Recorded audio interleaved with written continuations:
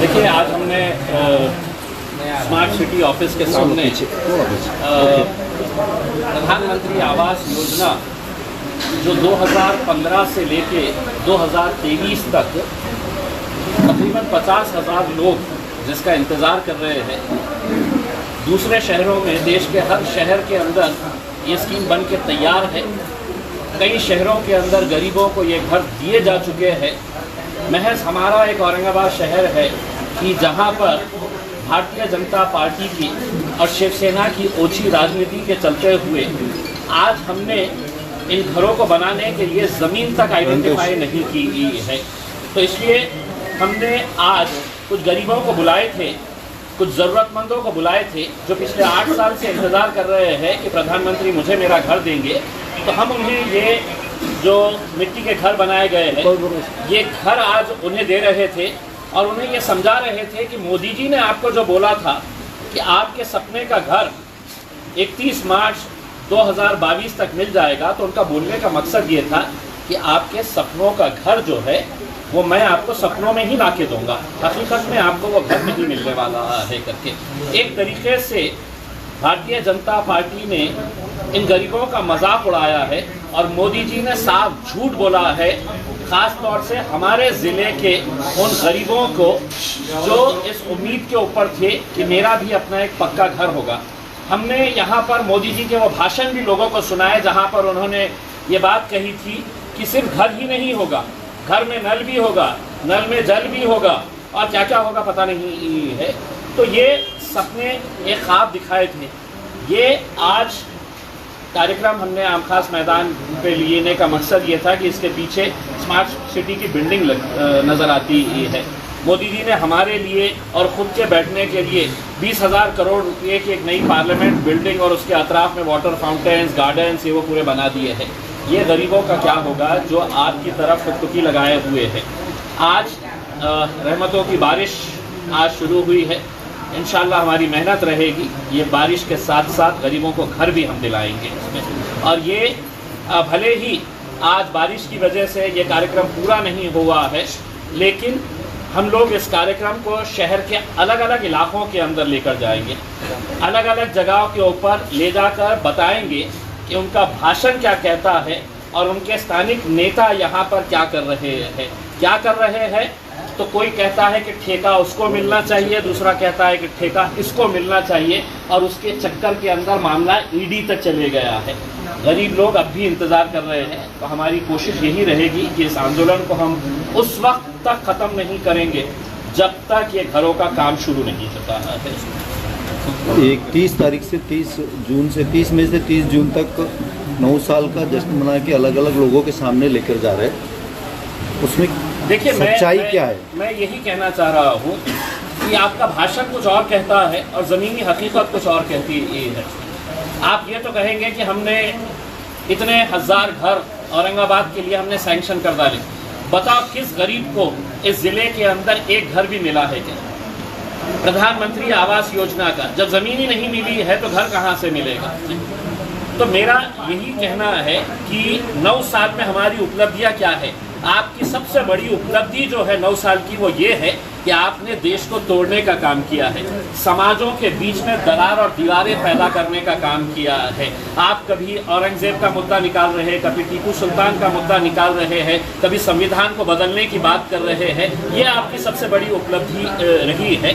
तो ठीक है, आप 9 साल का अपना हिसाब दे रहे हैं। मैं तो चाहूँगा और 9 महीने बचे हुए हैं, ये 9 महीने में जितना घूम सकते हैं आप घूम लीजिएगा, क्योंकि ये आखिरी आपके हुकूमत के आखिरी 9 महीने बचे हुए हैं। तो ये 9 महीनों में जितना आप और झूठ बोल सकते हैं बोलते रहिएगा, लेकिन हम गरीबों के लिए खड़े हुए हैं और ये आंदोलन हमारा जो है जब तक गरीबों को घर नहीं मिलेगा हम इसी तरह से आगे हम बढ़ाते रहेंगे।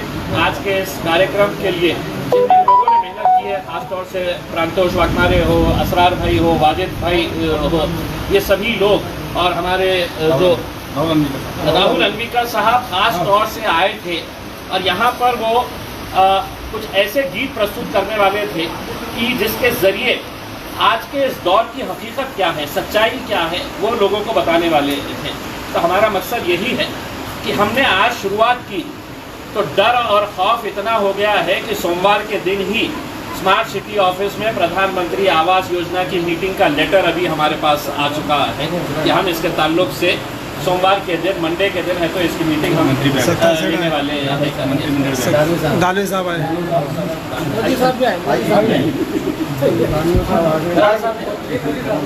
आइए वज़ीर आज़म आइए। ये मैं इससे पहले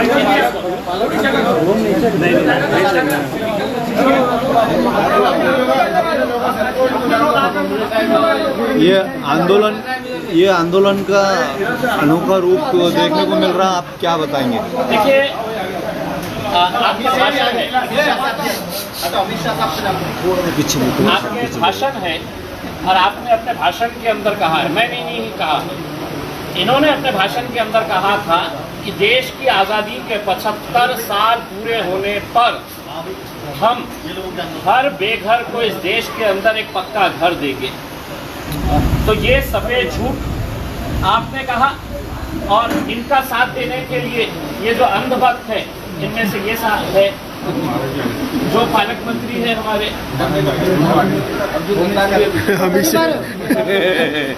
ये हमारे केंद्रीय के मंत्री हैं। ये काम मेरा नहीं है, ये इनका काम है, क्योंकि इनकी पार्टी के ये वज़ीर आज़म मेरे भी है, लेकिन भारतीय जनता पार्टी के अध्यक्ष के हैसियत से इनकी जिम्मेदारी है।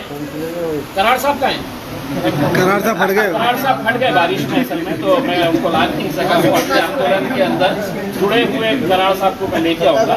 मकसद मेरा यही है, ये सत्तारूढ़ भी आ गए। मेरा ये कहना है कि इतने सारे मंत्री आज है हमारे शहर के अंदर, इतने सारे मंत्री, इसके बावजूद भी क्या वजह है कि गरीबों को घर नहीं दे पा रहे हैं। और वज़ीर आज़म आपसे दरख्वास्त है, बहुत हो चुका है, अब आप मेहरबानी करके या तो गरीबों को घर दिलाइएगा, या आपका वो कहिएगा कि वो जो भाषण मैंने दिया था वो झूठ था करके। तो ये जितने भी मंत्रियां हैं, इनको सबको साथ में लेकर जाएंगे और शहर के अलग अलग इलाकों के अंदर हम जाके हम ये आंदोलन को और तेज करेंगे जब तक गरीबों को घर नहीं मिलेगा। पालक मंत्री साहब थोड़ा मुस्कुराइए आप ये जो है, ये गरीबों को जो दिए हैं आपने, ये आप ये गरीबों को लॉलीपॉप देने का जो काम किया गया है, देखिए मजाक करने की बात नहीं है, लेकिन मैं आपको हकीकत में ये बताता हूँ कि वो 50,000 लोग जो गरीब लोग हैं, जो आज 2015 से इंतजार कर रहे हैं कि मुझे एक घर मिलने वाला है, क्योंकि देश के प्रधानमंत्री ने बोला है, इन्होंने बोले हैं कि मैं देने वाला हूँ घर का, और पिछले साल ही मिलना चाहिए था उनके वादे के हिसाब से कि 31 मार्च 2022 तक हर बेघर को घर दूंगा। यहाँ पर एक भी ऐसा आदमी नहीं रहेगा जिसके सर के ऊपर पक्की छत नहीं रहेगी। 50,000 लोग हमारे गरीब हमारे ज़िले के, और कोई मुंह खोलने के लिए तैयार नहीं है। कल के दिन उद्घाटन के लिए बुला लीजिएगा तो साहब चले जाएंगे, कल के दिन बुला लीजिएगा तो साहब मौजूद हो जाएंगे। तो इनके पास उसके लिए वक्त है, अपने राजनीतिक कार्यक्रम के लिए वक्त है। अब अगर ये जल्दी से कार्रवाई शुरू नहीं होती है तो औरंगाबाद के हर मोहल्ले के अंदर ये सबको लेकर जाएंगे। आप चलिए मेरे साथ, हम साथ में जाके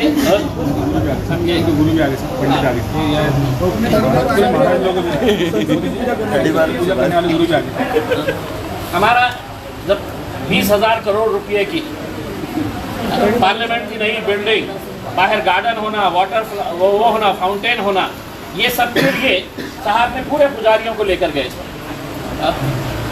हम चाहते हैं कि आप भी आए, उसका उद्घाटन आप ही के हाथ से करें और इनको भी लेकर आए साथ में। लेकिन कम से कम गरीबों को घर दे दे, हमारी ख्वाहिश है, हमारी यही मांगनी है। बस जाते जाते मैं कुछ कहूँ, हाँ, उससे बेहतर ये है कि आप इसको संभाल करेंगे अपने अंदाज में। मुझे तो ऐसा लग रहा है आज कि ये प्रोग्राम शुरू होने से पहले ही कुदरत ने एक सलामी दी है बारिश के तौर पर, और इस बारिश का, इस सलामी का हम इस्तकबाल करते हैं। मैं छोटा सा गायक हूँ, लेकिन मैं 4 मिसरे पहुँचा रहा हूँ, मैं लय गाऊँ। कि डर डर के कोई लम्हा गुजारा ना जाएगा। आज देश के अंदर दलित और मुसलमानों को डराया जा रहा है।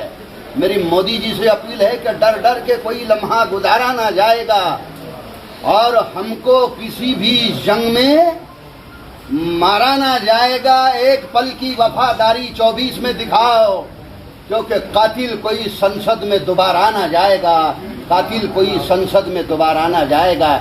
एक बंद मुलायजा हो। जब जुल्म की आंधी बढ़ती है, मैं खासदार साहब का, सांसद जी का शुक्रिया अदा करना चाहूँगा कि जब जो गरीबों के मसलों पर ज़्यादा रात और दिन मेहनत करते हैं, ध्यान देते हैं, जब जुल्म की आंधी बढ़ती है और जिनको भी मस्ती चलती है, ओ मगरूरों को सबक सिखाने, उनकी सही औकात दिखाने, ये बात समझनी पड़ती है।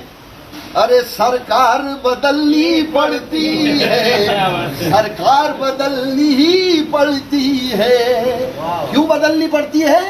आप बोलो मेरे पीछे, जिनको सरकार बदलना है और इस देश के अंदर शाहू फुले अम्बेडकर, अल्लाह रसूल को मानने वाले लोगों की, समतावादी विचारधारा वाले लोगों की सरकार जिनको लाना है, वो मेरे पीछे कहेगा कि सरकार बदलनी पड़ती है, सरकार बदलनी पड़ती है, सरकार बदलनी पड़ती है, सरकार बदलनी पड़ती है। और आज हम कसम खाते हैं सभी जाति धर्म के लोग, क्योंकि यहाँ सिर्फ मुस्लिम भी नहीं, या जय भीम वाले, मैं खुद जय भीम वाला इंसान हूँ, या जय भीम वाले दोनों मिलकर 35-70 करोड़ बनते हैं।